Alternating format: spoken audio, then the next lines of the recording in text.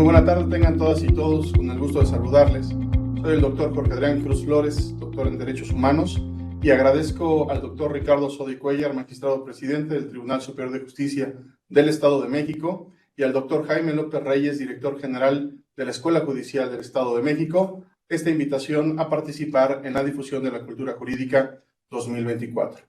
El día de hoy tengo el gusto de compartir con ustedes el amparo en revisión 166-2019, que tiene que ver con guarderías del IMSS y discapacidad. Esta sentencia fue emitida por la segunda sala de la Suprema Corte de Justicia de la Nación en fecha 12 de junio del año 2019.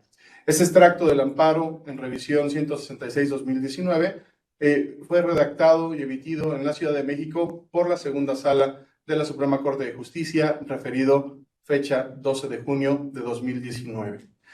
¿Cuáles son los antecedentes de esta sentencia? El 27 de abril del año 2017, en Morelia, Michoacán, Marta Margarita García Rodríguez, en representación de su menor hijo, promovió un juicio de amparo en virtud de la orden de suspender el servicio de guardería subrogada a su hijo, pues cumplió 4 años de edad cronológica. Este concepto de edad cronológica es muy importante referirlo, que es un criterio que calcula el tiempo transcurrido entre nuestro nacimiento y el momento actual. De ello deriva que, sin considerar que es un niño con discapacidad y en realidad tiene una edad ósea y cerebral menor por padecer síndrome de Prader-Willi, en contra de 3 autoridades. La primera, la Guardería Integradora Monarca, que la conoceremos como la guardería, subrogada al Instituto Mexicano del Seguro Social. Como segunda autoridad, la dirección del Departamento de Guarderías del Estado de Michoacán del Instituto Mexicano del Seguro Social, y como tercer autoridad, el delegado del IMSS en el Estado de Michoacán y el jefe de Servicios de Salud en el Trabajo, Prestaciones Económicas y Servicios Sociales del IMSS. Es importante también conceptualizar la edad ósea y la edad cerebral para tener el contexto de la situación que estamos comentando en este momento. La edad ósea va a reflejar la edad biológica de la persona, correlacionándose mejor con muchos parámetros que la edad cronológica, como pueden ser la velocidad de crecimiento, la menarquía, la masa muscular y, por supuesto, la masa mineral ósea. Y la edad cerebral, que es el nivel de desarrollo de inteligencia que expresa el nivel de maduración mental de una persona en comparación con el grado medio de desarrollo mental de un grupo en población de la misma edad cronológica tomado al azar. Es importante que conozcamos qué es el síndrome de Prader-Willi para tener este contexto y el mayor entendimiento en el asunto que estamos comentando el día de hoy. Este es un trastorno genético poco frecuente causado por la alteración de un gen en el cromosoma 15, es decir, que el cromosoma le falta una parte. Esta anomalía se puede identificar precisamente con un análisis genético de sangre desde el periodo prenatal. Y hay algunos síntomas muy particulares que eso nos dará claridad al momento de saber sobre la resolución en el juicio de amparo indirecto, que uno de los síntomas, además de la ansiedad intensa por comer, está el aumento rápido de peso generando obesidad, el tono muscular reducido, las habilidades motoras deficientes, órganos sexuales poco desarrollados, baja estatura, deterioro cognitivo con alteraciones en el aprendizaje y dificultad para hablar, mano y pies desproporcionados, es decir, más pequeños, trastornos del sueño, entre otros. Aquí, una vez que hemos entendido sobre este síndrome, tenemos que entender que hubo una negación a la solicitud. ¿Cuál solicitud? De que permaneciera más tiempo en la guardería del IMSS. El 27 de abril del año 2017, el jefe de Servicios de Salud en el Trabajo, Prestaciones Económicas y Sociales del IMSS negó la solicitud argumentando el artículo 206 de la Ley del Seguro Social, que establece que los servicios de guardería se proporcionarán a los menores desde la edad de 43 días y hasta que cumplan 4 años de edad.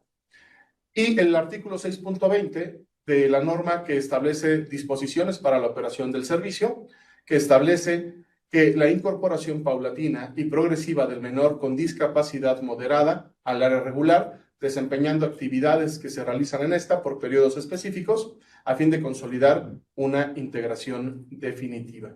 Tenemos estas dos normativas que fueron utilizadas por parte del ente público, de la autoridad estatal, para negar el servicio. Por lo tanto, el 10 de mayo del año 2017, la madre del niño, señaló la aprobación, la expedición y, por supuesto, promulgación, refrendo y publicación del propio artículo 206 de la ley en mención y el propio 6.20 de la norma referida con antelación.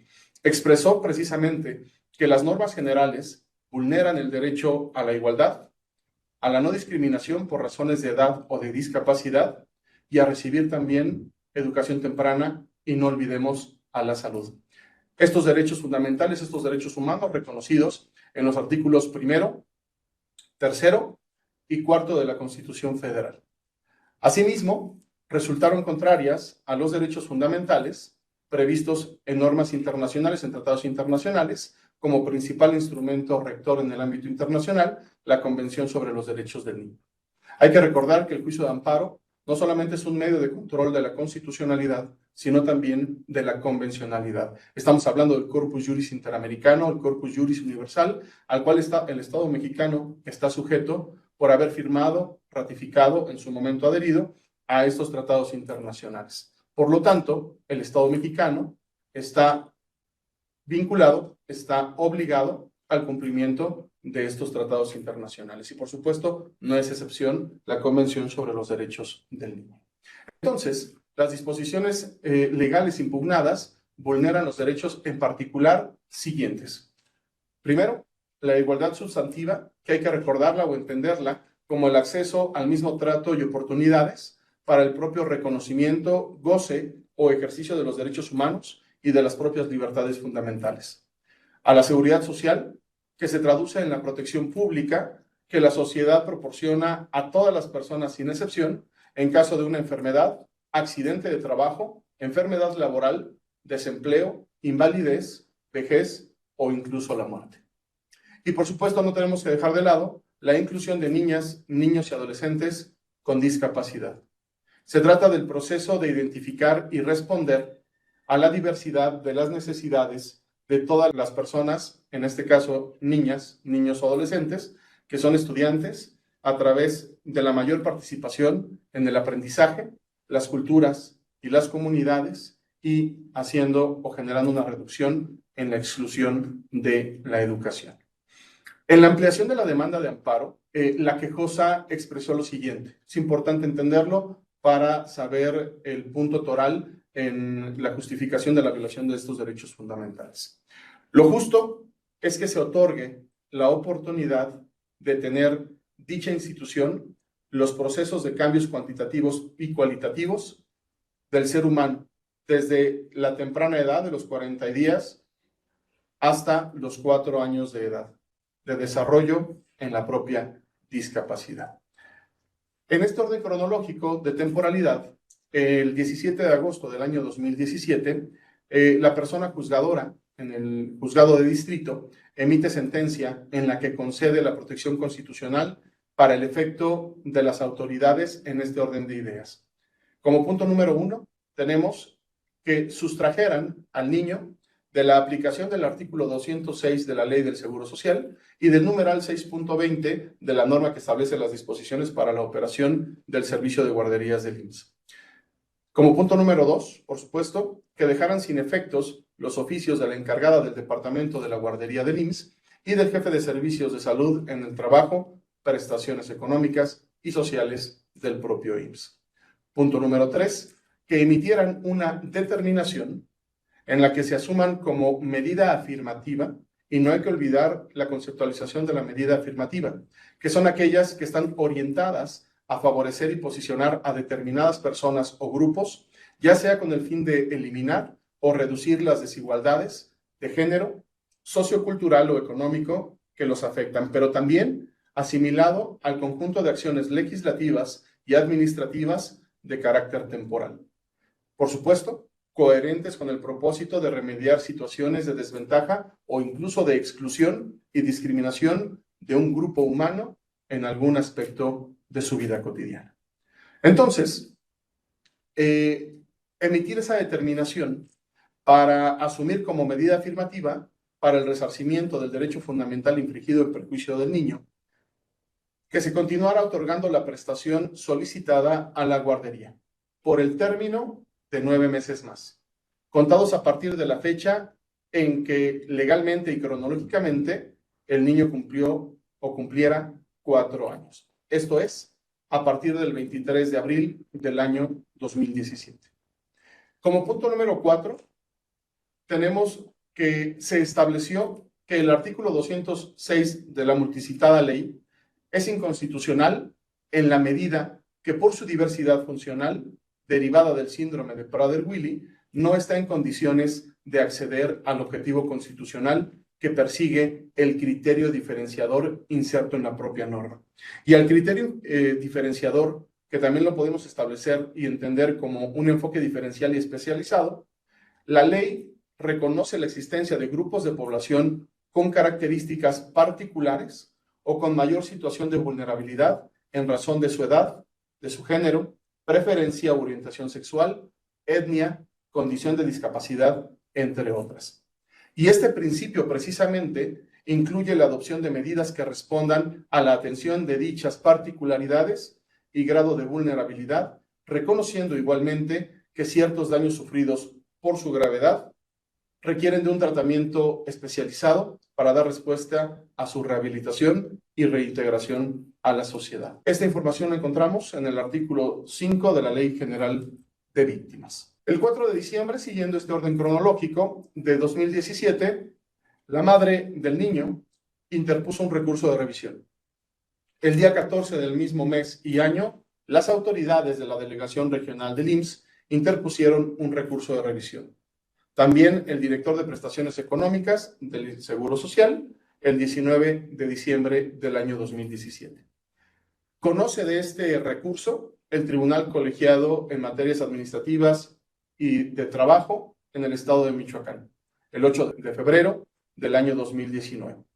Y se pronunció sobre los aspectos procesales y de procedencia, y se reservó jurisdicción a la Suprema Corte de Justicia de la Nación, a nuestro máximo tribunal. El 13 de marzo del año 2019, la Corte reasume su competencia y turna el asunto al ministro José Fernando Franco González Salas. La cuestión a resolver es la siguiente: determinar si ante la inconstitucionalidad del artículo 206 de la Ley del Seguro Social, los efectos de la reparación son acordes con el modelo social de la discapacidad y el derecho a la propia educación. ¿Cuál fue el estudio de fondo? La litis en este asunto se limitó a analizar los agravios de fondo relativos al estudio de constitucionalidad del artículo 206, así como los efectos para reparar la inconstitucionalidad advertida por la persona juzgadora. Las autoridades del Seguro Social formularon diversos argumentos tendentes a demostrar que el artículo en mención no es inconstitucional, así como impugnar la valoración probativa y probatoria realizada por el juzgador en el estudio que concluyó con la inconstitucionalidad de esa norma general. Los agravios resultaron inoperantes. Conforme al artículo 87 de la Ley de Amparo, tratándose de amparo contra normas generales, solo podrán impugnar la sentencia los órganos del Estado a los que se le encomiende su emisión o promulgación. El propio artículo 87 de la ley reglamentaria de los artículos 103 y 107 de la Constitución establece, repetimos con gusto, que las autoridades responsables solo podrán interponer el recurso de revisión contra sentencias que afecten directamente el acto reclamado de una de ellas. Tratándose de amparo contra normas generales, podrán hacerlo las personas titulares de los órganos del Estado a los que se encomienda su emisión o su propia promulgación. Como nos damos cuenta, aquellas autoridades que fueron señaladas no son aquellas que legislativamente fueron creando estos articulados, el 206 y el 6.2. Por lo tanto, las recurrentes son las autoridades de la Delegación Regional de Michoacán del IMSS, así como la delegada del director de Prestaciones Económicas y Sociales del propio instituto, quienes tienen el carácter de autoridades administrativas que emitieron diversos actos en aplicación del mencionado precepto legal y que se invalidaron como consecuencia de la propia inconstitucionalidad determinada por el juzgador.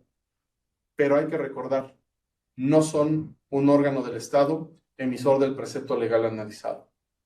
No pasa entonces inadvertido que uno de esos actos es el apartado 6.20 de la norma que establece, como lo hemos referido con antelación, las disposiciones para la operación del servicio de guarderías del IMSS. Sin embargo, esa norma es de jerarquía inferior a la disposición legal reclamada y fue objeto de la concesión de amparo como consecuencia de la invalidez decretada por el juzgador respecto de la primera. En consecuencia, como nos damos cuenta y podemos entender y dilucidar, las autoridades del IMSS carecen de legitimación para plantear agravios de fondo relacionados con la inconstitucionalidad de esta norma general. La inconformidad de la madre y su hijo se dirige a los efectos otorgados por la persona juzgadora para restituirlos en el goce del derecho a la prestación del servicio de guardería con motivo de la inconstitucionalidad del artículo 206. En particular, combaten la determinación de la persona juzgadora en el sentido de limitar la prestación de ese servicio por el lapso de 9 meses más, tomando en cuenta como único dato la edad ósea del niño. El agravio resultó plenamente fundado. En relación con la aplicación del modelo social, que no hay que olvidar que el modelo social es una discusión extensa sobre políticas de bienestar y de justicia social para aquellas personas o para aquellos elementos que consideremos como deficientes.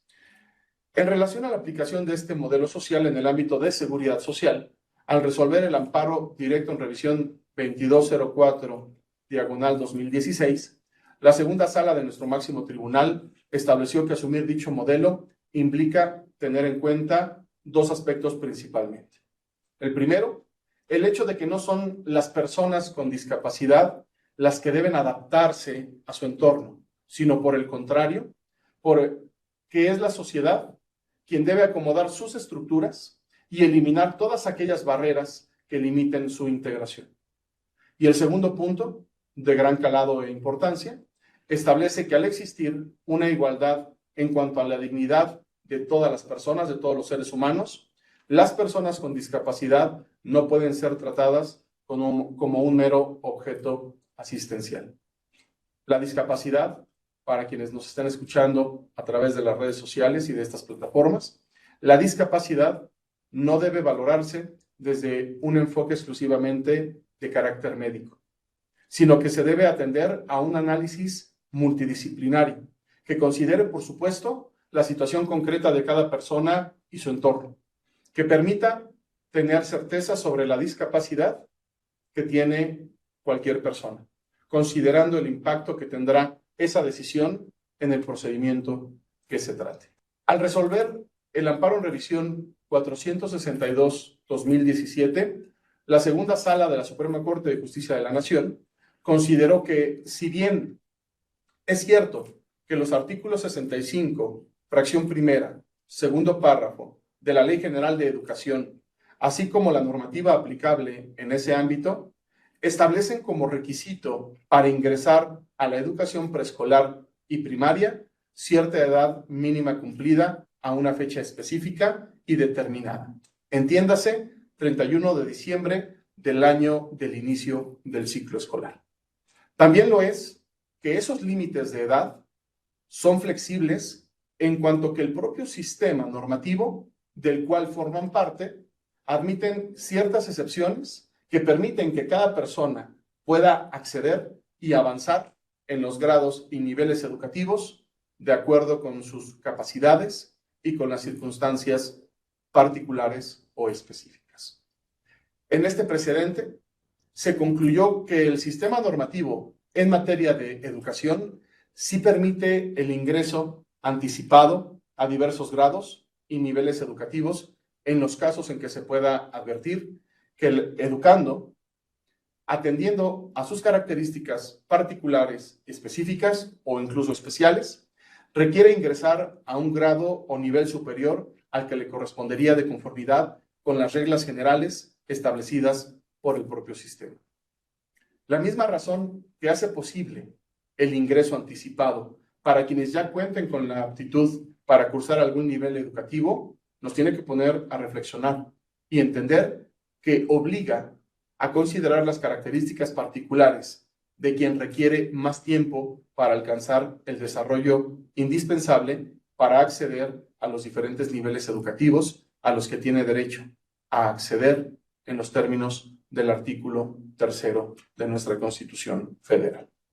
De manera, pues, que la edad cronológica no es una condicionante absoluta para obligar a las personas a ser inscritas en cierto nivel educativo. Y derivado de todo esto, la Corte de nuestro país resolvió conceder el amparo, esencialmente por las siguientes razones. La primera, la protección de las personas con discapacidad debe llevarse a cabo a partir del modelo social, conforme al cual la discapacidad, entendemos y recordamos, debe ser considerada como una desventaja causada por las barreras de la propia sociedad y que ella genera al no atender correctamente las necesidades de este grupo en situación de vulnerabilidad. Punto número 2. La discapacidad debe ser considerada como una desventaja causada por las barreras que la sociedad genera al no atender correctamente sus propias necesidades. El punto número 3 establece que la discapacidad no debe valorarse exclusivamente desde un enfoque de carácter médico, como lo comentábamos con el certificado en la edad ósea, sino que debe atender a un análisis multidisciplinario que considere la situación concreta de cada persona en su propio entorno. Punto número 4. La protección constitucional no debió limitarse solo a un parámetro obtenido de un análisis médico, concepción que precisamente debe de ser superada para la protección de las personas con discapacidad.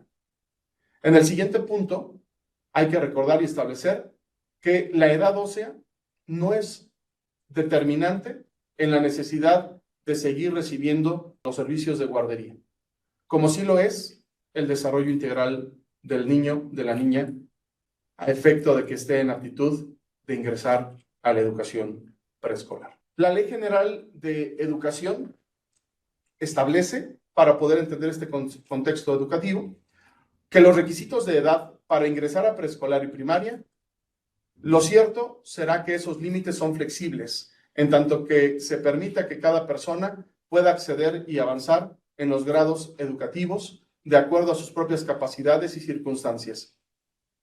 Pues hay quienes requieren más tiempo para alcanzar el desarrollo indispensable para poder acceder a diferentes niveles educativos, a lo que tiene derecho, por supuesto, en base al artículo 3º de la Constitución Política de los Estados Unidos Mexicanos. De manera, pues, que la edad cronológica no es ni debe ser una condicionante absoluta para obligar a las personas a ser inscritas a cierto nivel educativo. Esta Ley General de Educación, en su numeral, en su artículo 42, establece que la edad mínima para ingresar a la educación básica en nivel preescolar será de 3 años y para nivel primaria 6 años, cumplidos, como lo referimos con antelación, el día 31 de diciembre del año del inicio del ciclo escolar. La segunda sala del máximo tribunal pudo resolver este asunto por unanimidad de votos. La resolución fue la siguiente. Lo procedente es modificar los efectos del amparo, debiendo prevalecer los 3 primeros lineamientos, pero ordenar que se emita una nueva determinación donde se lleven a cabo 2 puntos en particular. El primero, que se asuma como ajuste razonable que debió continuarse otorgando el servicio de guardería por el término necesario, no específicamente de 9 meses, como fue la determinación primera del juzgador de amparo, sino que sea el término necesario para que el niño esté en aptitud de recibir educación preescolar. Y punto número 2, que esto anteriormente mencionado, tomando en cuenta el efecto y el efectivo grado de desarrollo a partir de un estudio integral, que entiéndase será un estudio realizado por un equipo de especialistas de distintas disciplinas, de la situación en que se encuentre el propio niño, sin limitar el dictamen a una edad determinada médicamente, en el entendido que este plazo no podrá ser inferior a 9 meses. Por lo tanto, se ampara y protege a la madre y a su hijo para los efectos expuestos.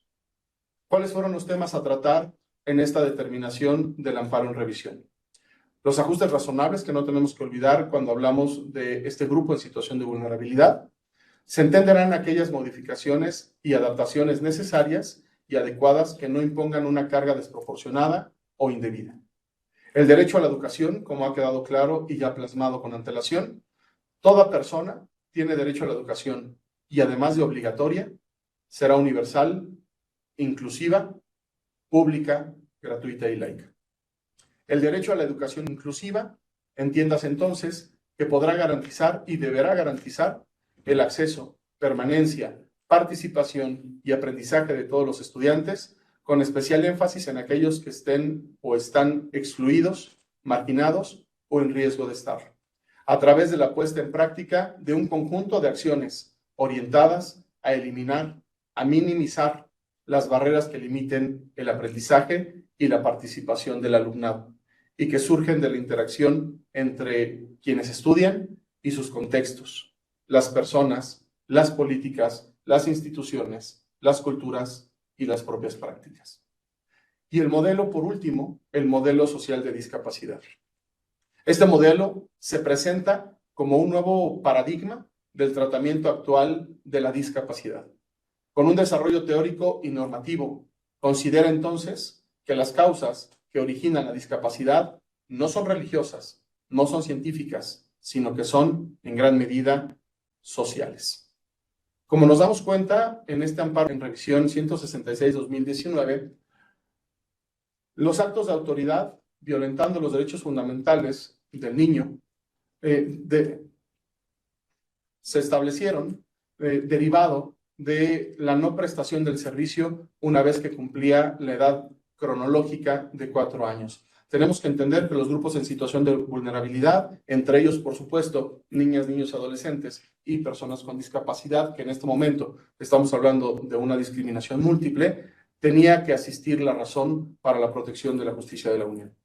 En el sentido de que la madre tiene que velar por los derechos de su hijo y prevalecer el derecho a la educación, prevalecer el derecho a la integridad, a la salud. Nos debemos de dar cuenta que la discapacidad, como ya lo referíamos, es un contexto, es una fase de barreras que puede poner la sociedad. En atención a la revisión de este amparo, nos debemos de establecer como una sociedad que sea sensible a los grupos en situación de vulnerabilidad.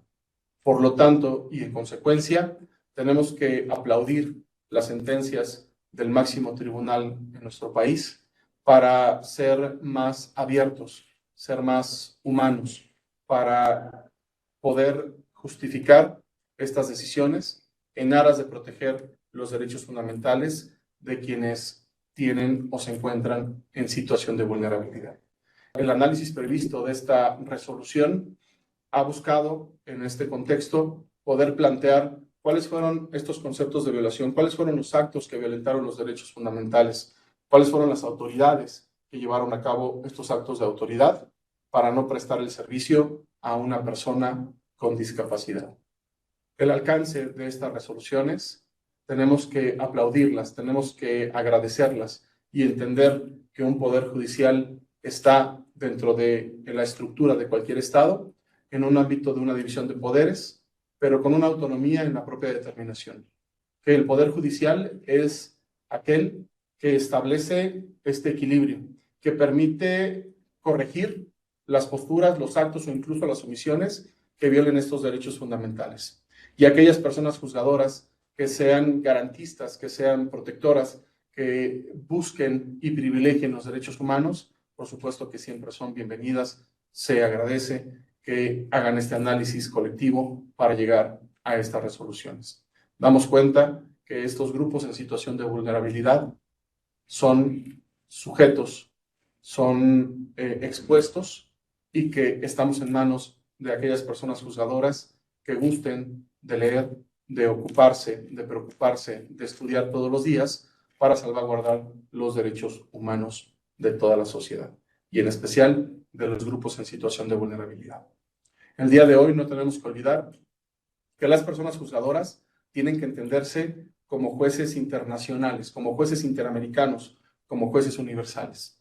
A partir de la reforma del 10 de junio del año 2011 en materia de derechos humanos, en este cambio de paradigma que nos lleva al entendimiento de los derechos humanos, dejar de lado, dejar en el pasado las garantías individuales y hablar ahora de este bloque de constitucionalidad y el parámetro de regularidad constitucional, estableciendo también la obligación de los instrumentos internacionales que ha firmado, que ha ratificado el Estado mexicano y que se convierten en constitución, se convierten en normatividad obligatoria en sede doméstica dentro del Estado mexicano.